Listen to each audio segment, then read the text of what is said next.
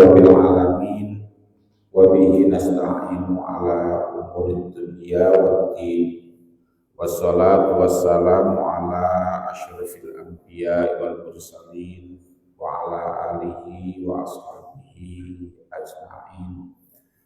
Rabbi shrah li sadri wa yassir li amri wahlul 'uqdatam min lisani yafqahu qawli amma ba'd.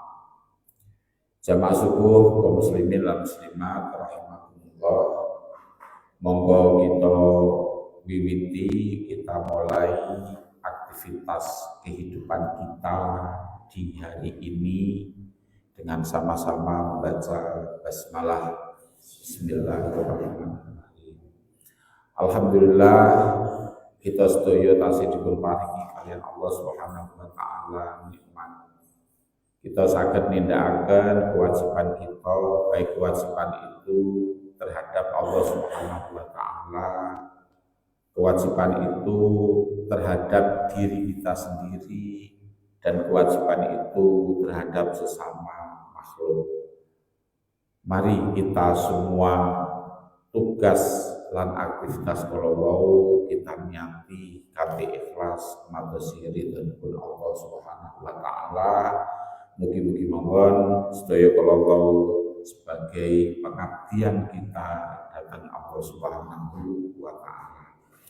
Salawat dan salam kita sanjungkan kepada junjungan kita Nabi Muhammad sallallahu alaihi wasallam. Jamaah syukur rahimakumullah, kita ini baru saja memasuki tahun baru Hijriah 1447 Hijriah. Baru beberapa saat yang lalu diperingati dengan berbagai cara sesuai dengan kearifan atau budaya masing-masing. Meskipun sesungguhnya pada bulan Muharram itu syariatnya tidak pada tanggal 1-nya, tapi Muharram kemangke ada syariatnya pada tanggal 10, bukan tanggal 1. Nah, tanggal 1-nya rame, nanti tanggal 10 lali. Padahal syariatnya itu mangke ada pada tanggal 10-nya.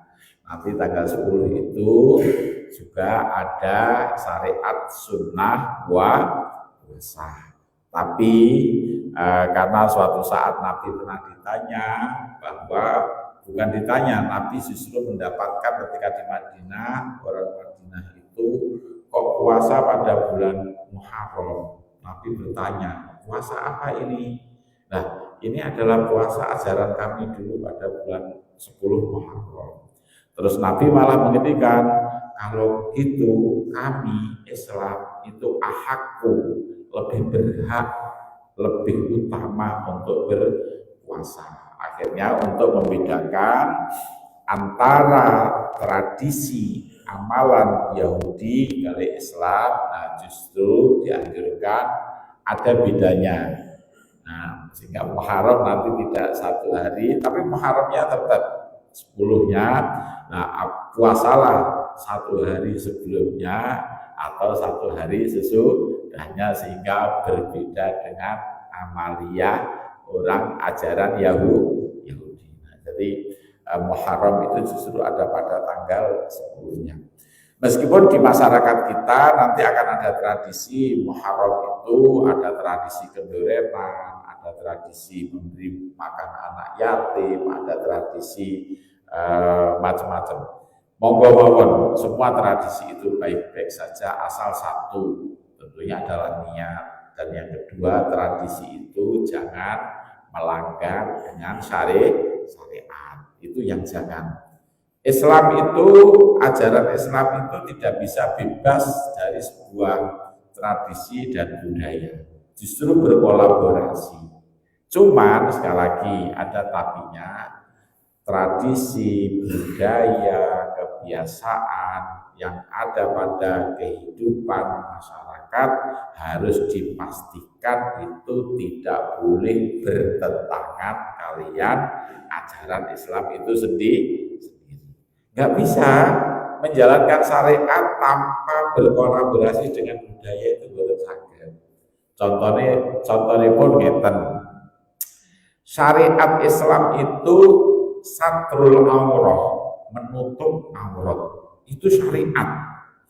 Tapi bagaimana menutup aurat itu dijalankan, maka berkolaborasi dengan budaya, dengan tradisi. Kalau di Arab pakai gamis. Gamis itu bukan syariat, tetapi budaya. Di Indonesia pakai sarung. Sarung itu juga bukan syariat. Meskipun dalam waktu tertentu dulu identik, nek sholat orang bersarung itu, ya mohon maaf, dalam pandangan tertentu dengan kekurangan informasi saat itu seolah-olah ya kurang sah gitu, kurang afdol itu. Seolah-olah sarung itu sholat harus pakai sarung. Termasuk sholat itu harus pakai peci, pecinya harus hitam. Itu tradisi lokal. Padahal peci ini apapun bentuknya, hitam, warnanya atau bentuknya apapun, syariat peci ini untuk menahan ini loh, apa namanya, rambut, agar nanti kalau waktu sujud itu rambutnya itu tidak menutupi apa nih, jidat itu dahi. Kenapa? Karena waktu sholat ada 7 tulang itu yang harus sentuhan dengan tempat sujud. Salah satunya adalah dahi, maka nggak boleh dahi itu ketutupan, maka tradisinya diangkat atau ditutup dengan peci. Kalau ini Indonesia, meskipun sekarang ternyata peci hitam itu tidak harus identik dengan santri juga. Ternyata orang lain yang nggak sholat pun juga pakai peci hitam. Sama peci putih gini, kamu tuh Ustaz sama, tidak sedang kita muslim aja. Teman kita di gereja sebagian ortodok itu ya pakai peci putih. Nah itu tadi saya katakan itu budaya. Tapi syariatnya tadi peci tadi adalah karena agar apa namanya dahi kita ini tidak tertutup kalian rambut. Tentunya adalah ada unsur estetika, keindahan dan sebagainya. Karena Gusti Allah itu indah, senang pada suatu keindahan. Saya ulangi lagi bahwa syariat itu sering berkolaborasi dengan budaya. Termasuk syariat zakat. Kalau syariatnya, kalau yang mansusnya kan termasuk contohnya, amaliyahnya, apa namanya, sunnah fi'liyah dan sunnah qauliyahnya. Zakat fitrah itu kan orang kita itu pagi makan kurma 1 kilo, makan roti sak nopo ditaketi sampun dahar, jawane derek dahar nasi. Maka nasi itu budaya. Maka ulama mengatakan zakat fitrah itu pakai namanya qutul balad. Qutul balad artinya makanan pokok penduduk negeri itu. Nek rumiyin tiang Madura terus dahar jagung, berarti mungkin zakatnya nggih jagung. Nah niku saya katakan syariat itu berkolaborasi dengan budaya selama budaya itu tidak bertentangan dengan syariat. Oke. Jamaah rahimakumullah, kita baru saja memperingati tahun baru Islam, dan memang kalau bukan kita siapa yang memperingati. Tapi sekali lagi peringatan 1 Muharram itu bukan syariat, itu bukan ibadah dalam arti mahdhah. Tanggal 2 Muharram. Muharram tahun apa? Tahun kapan? Barulah ditetapkan tahun Hijriah. Dan itu dimulai atau tahun Hijrah itu ditetapkan berdasarkan apa itu namanya, hijrahnya Nabi. Jadi pada waktu Nabi dereng wonten namanya tahun Hijriah. Umar bin Khattab, yaitu mengambil momentum hijrah Nabi. Jamaah rahimakumullah, saya tidak berbicara masalah tema saya berkaitan dengan masalah hijrah atau Muharram, tadi hanya sekedar mukadimah saja. Saya akan berbicara mungkin hal yang paling dasar. Ada sebuah riwayat, meskipun riwayatnya ini hadisnya ini ahad. Oke lah, bahkan mungkin ada mengatakan dhaif. Tetapi para ulama sepakat hadis dhaif itu tidak harus semuanya dibuang, kecuali maudhu. Kalau maudhu nggih mboten asal, karena maudhu itu pemalsuan. Kalau dhaif karena ada kecacatan, ada kelemahan. Baik dhaif itu pada riwayat saja mungkin ada dhaifnya pada generasi tabi'in dan sebagainya itu. Ngeten wonten hadis ngeten, khoslatani laisa fawqahuma syai'un minal khairi. Husnul dzanni billahi wa husnul dzanni bi ibadillah. Khoslatani ada dua hal, laisa fawqahuma syai'un minal khairi. Yang di atasnya tidak ada kebaikan yang lebih baik lagi. Apa dua hal tadi? Yang pertama adalah husnudzanni billah, yaitu sikap rasa husnudzon, bersangka, tidak hadis yang kuat, dan ini memang diriwayatkan oleh Ibnu Abi Dunya, tidak Bukhari. Tentunya dari satu sisi saja mungkin jelas adalah kualitasnya mungkin tidak, katakanlah kalau emas itu tidak 24 gram, tidak 24 karat gitu, karena memang tidak diriwayatkan oleh Imam Bukhari. Tapi ada pesan yang mungkin secara moral, secara akhlak ini penting. Kalau boleh saya katakan sedikit di dunia ini, orang yang tidak percaya kepada Tuhan, Islam, iman wong Islam mesti ditakoni sapa pengiranmu, mesti Gusti Allah. Terus nggih, ponto sampai meskipun orang Islam itu mencuri, orang Islam itu berzina, orang Islam itu garong, macam-macam lah. Bahkan mungkin orang Islam itu tidak sholat pun, kalau ditanya sinten pengiranmu, maka mesti dia akan menjawab Gusti Allah. Nah, sampai wonten ing tradisi talqin itu kan yang pertama diajari kan pengiranmu adalah Gusti Allah.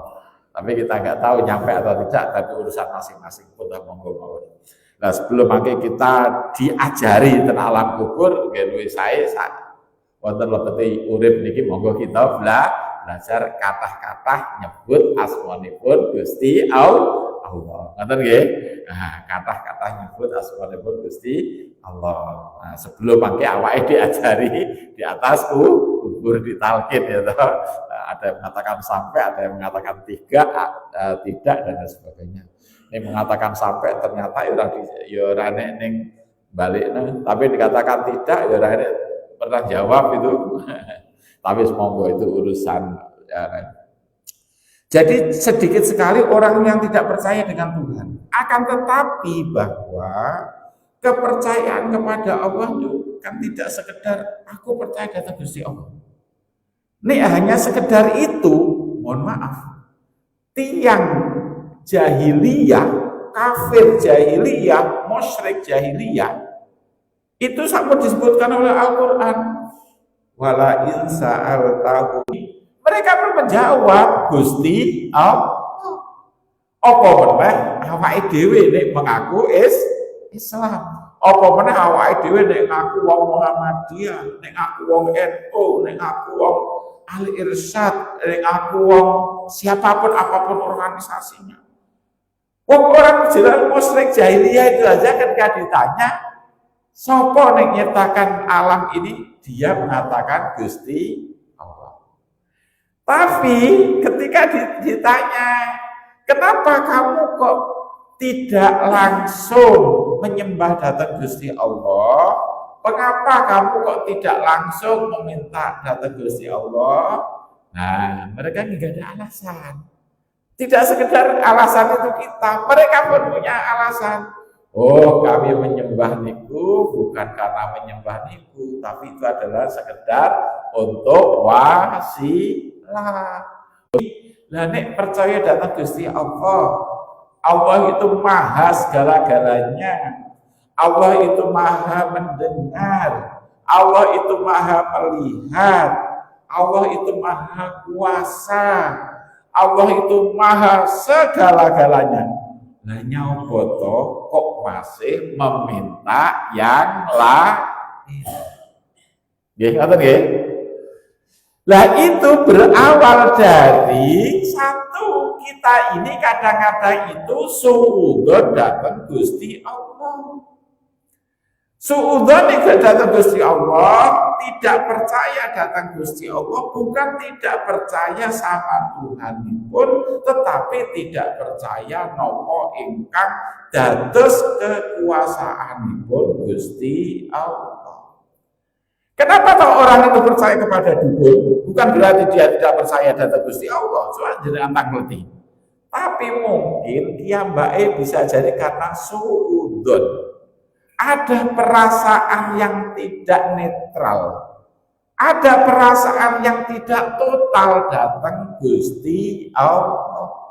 Seolah-olah Allah boten mirang, seolah-olah Gusti Allah boten saged mencukupi. Sehingga kiambae madosi nyuwun ikhtiar datang selain Gusti Allah.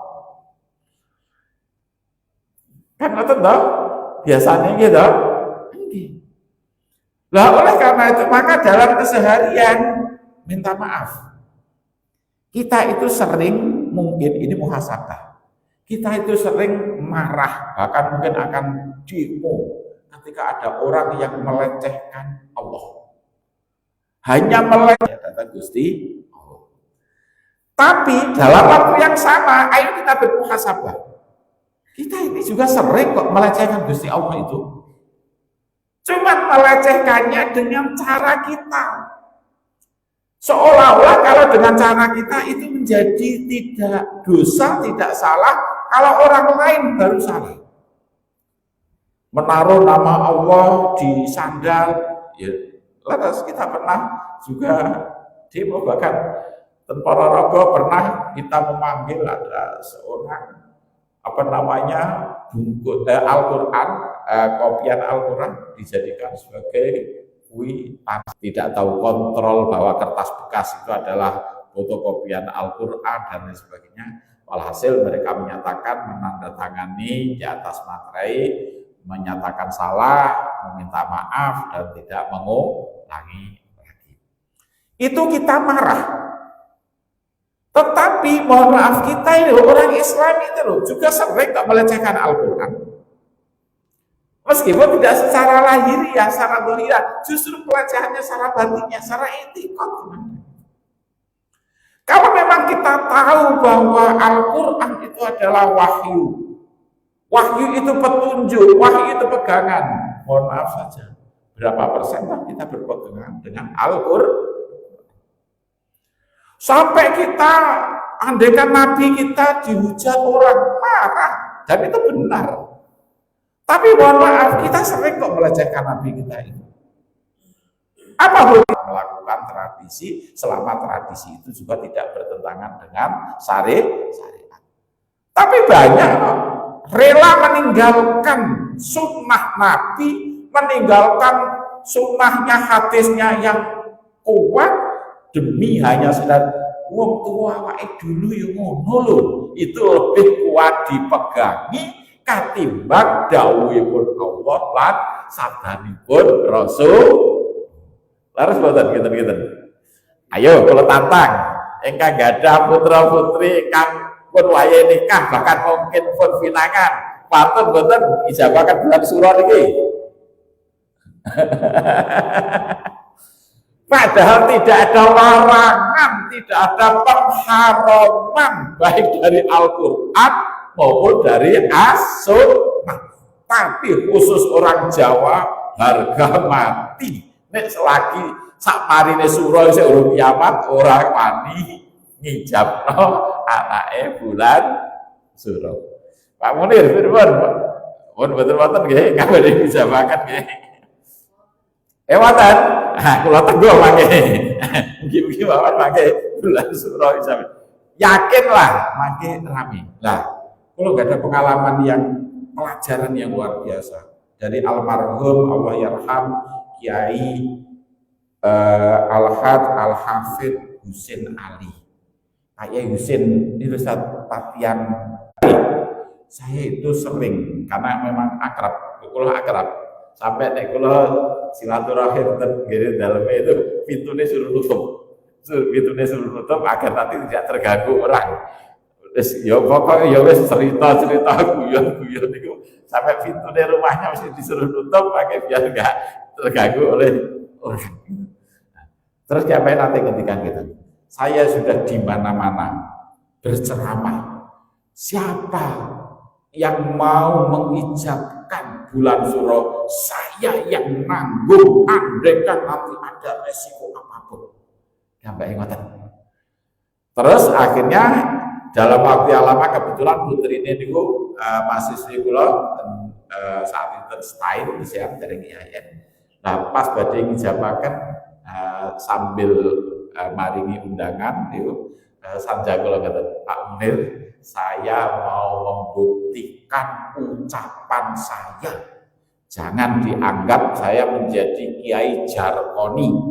Apa Kiai Jarkoni itu?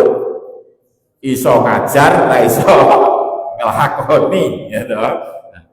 Akhirnya napa? Putrinya betul diijabah pada bulan Suro. Apa yang terjadi? Nah, kalau masalah urusan situ, memang Pak Yai Husin nggih situ, tapi bukan yang ijabna bulan Suro, enggak ijabna bulan Suro bahwa kullu man 'alaiha fan wa yabqa wajhu rabbika dzul jalali wal ikram. Sedaya badhe sedo. Tapi dengan Jawa dikaitkan. Oh, mergo Suro. Ternyata tidak Suro saja. Oh, mergo napa niku? Anak pertama, anak ketiga itu lusan. Nah, pertama kalau ten Ponorogo lusan. Apa ya lusan itu? Tak kira ya sebangsa luset ngoten bae. Jadi lusan itu ping telu karo sepisan. Ngalor-ngulon, nggih ngoten. Nek griyane ngeten ya utarumin mriko. Termasuk orang yang antara utara Gunung Pegat kalian selatan Gunung Pegat nek badhe ngantar manten antara daerah Babat kalian Jombang pilih muter Mojokerto mriko apa puter lewat Bojonegoro gara-gara wonten asmane namane Gunung Pegat. Akhirnya waktu itu tak guyoni itu nggak valid, itu data itu nggak valid. Coba buktinya mana? Tapi ada yang valid lagi malah. Apa Pak? Coba rata-rata bisa dikatakan 80% saya jamin kok ada suami istri kok duduk-duduk bersama. Nah Ponorogo malahan anterpol itu. Dan ini valid datanya. Terserah ini mistis entah apa tapi ini valid. Kok enek uang apa suami istri kok duduk-duduk bersama nek nggone kulone kantor depak ada tanah itu bangunan itu rata-rata cerai di situ.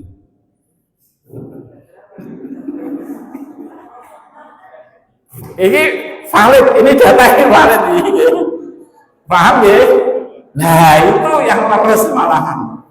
Makanya suami istri ojo telah barengan rata-rata kata-kata itu pisahnya terjadi. Tapi yang lama itu Pegat itu ini kok mitos paling gitu. Tapi itu lebih dipegangi ternyata. Andaikan Rasul kesih murid kan dia tersinggung. Ya toh yang baik angsal wahyu saking Gusti Allah. Yang baik diangkat Rasul kali Gusti Allah. Nah kok terus sabdanipun sunahipun kok dikalahno kalian jirine unen-unen wong tuwa. Wong tuwa itu sapa? Mbah, sapa rawine sapa? Nek hadis kan wonten sanate gitu dan berakhir saking Rasulullah. Itu nek hadis. Kalau khobar berarti bagi sahabat. Sahabat kan orang yang dijamin surga gitu. Atau di athar saking tabi'in sami sedaya tiyang saleh. Lah nek unen-unen lusan tadi saya kepingin siapa rawinya itu gitu, siapa orangnya itu, bahwa dini panjenengan dereng ijab nang surah pertama gabahe sek telas nggih mboten napa-napa gitu, ora usah dipaksa nggih. Mangke nggih setelah surah wonten setelah Muharram terus Rabiul nggih Rabiul Awal nggih Muharram nggih monggo mawon artosipun jangan diyakini. Nek pancen anake wis seneng, nah jangan lama-lama nih. Jangan dibiarkan gara-gara surah apa meneh kemarin Solo gitu. Oh ini besar korban kena surah itu malah anake gitu. Nek gadah nggih. Terus Kanjeng Nabi aulim walau bisyaratin.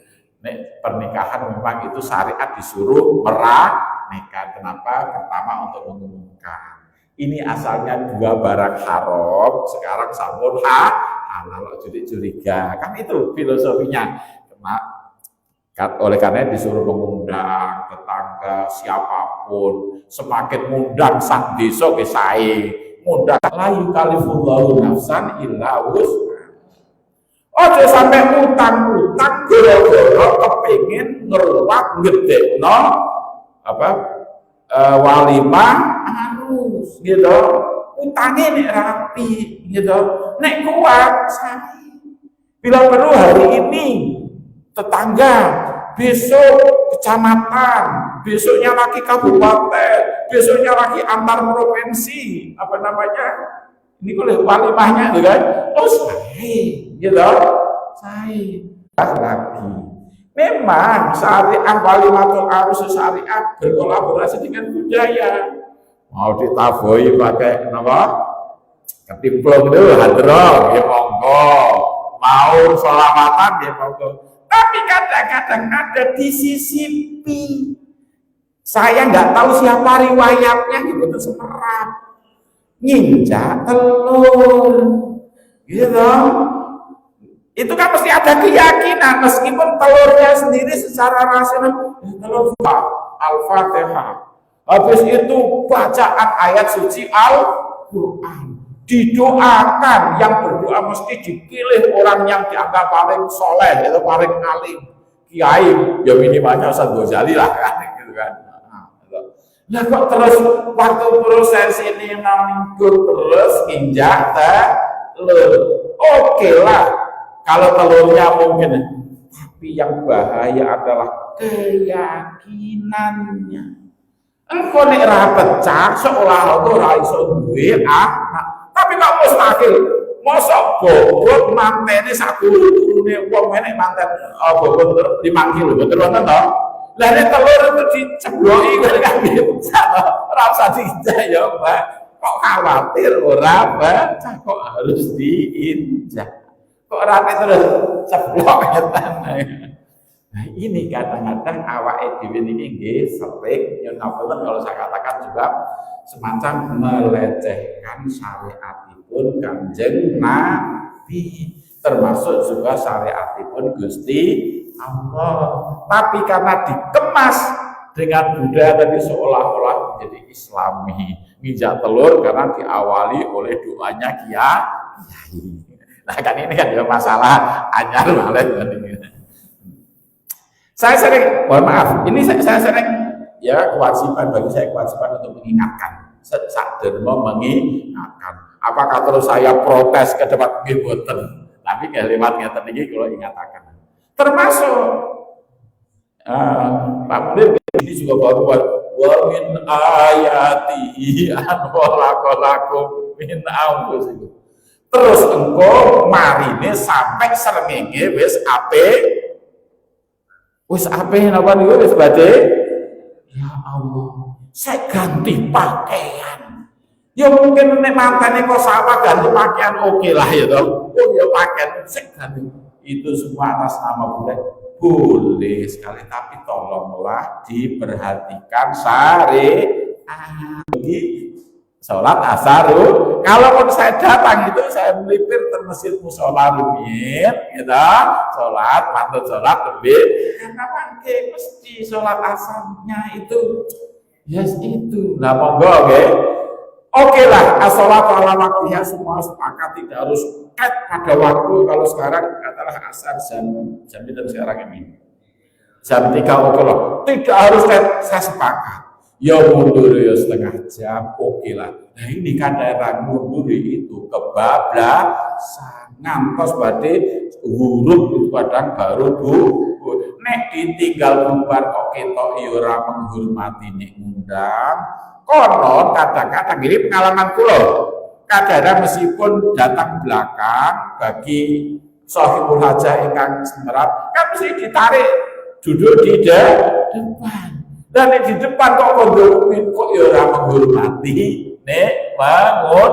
Nah, ini muskil, ini problem juga ini. Akhirnya tak siasati setengah-setengah lah. Datang ke akhir, pakai ke depan kok dia betul apa-apa, pulau tenang. Bahkan setelah itu saya jagongan betul apa-apa gitu. Karena pun betul nggak ada tanggungan sholat asar. Ingat kalau badai kalau ingatakan ayo sekali ayo kita tadi bahwa husnudzon kepada Allah nih, bahwa perintah Gusti Allah monggo kita nomor satukan, jangan sampai menganggap itu remeh.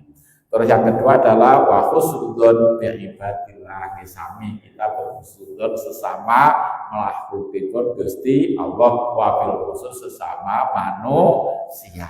Tapi mungkin medali sampun cekap Muhammad Rasulullah radhiyallahu anhu ajmain walhamdulillahirabbil alamin.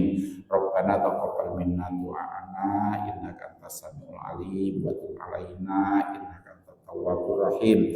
Rabbana zalamna anfusana fa illam taghfir lana wa tarhamna lanakunanna minal khasirin. Rabbana ighfir lana dzunubana wa li walidayna warhamhuma kama rabbayana shighara. Rabbana ighfir lana dzunubana wa kaffir 'anna sayyi'atina wa tawaffana ma'al abrar. Rabbana auzi'na naskura ni'mataka allati an'amta 'alaina wa 'alaina wa an'amna shalihan tarda wa adkhilna bi rahmatika fi ibadika sholihin.